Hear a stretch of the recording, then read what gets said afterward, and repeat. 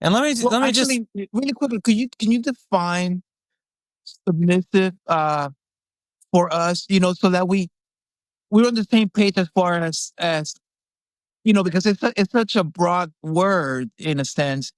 In this context, what is submissive to you? How you define it? so when I talk about submission, what I'm talking about is my experience of it is the desire to let go of the steering wheel, let go of the need to be in control of everything. It's being able to surrender to your desires.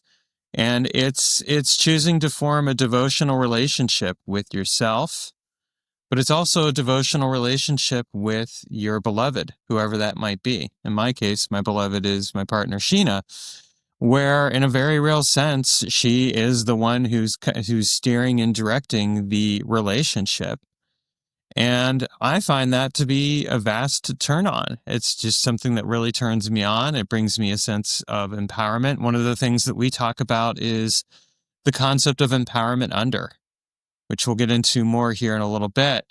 But it's really just the idea of letting go of the reins. Like, I don't need to be the one who leads the relationship in order for that relationship to be successful or for us to have a healthy container where everyone feels safe. And this runs counter to a lot of the messaging that is put out there towards men in relationships. So that's what I mean when I talk about submission. So you went from, let's say, failed relationships to doing some self work, and then you found yourself like basically not becoming submissive, but almost embracing it. Do you think that you were always feeling submissive and you were fighting it, and that was part of the problem? Oh yeah. Oh yeah. Yeah. That was a huge part of the problem. It's actually funny. The other night I was visiting a friend and they had I've written a number of books over the years. So they had a few of my books on their bookshelf. So I just started to idly flip through them.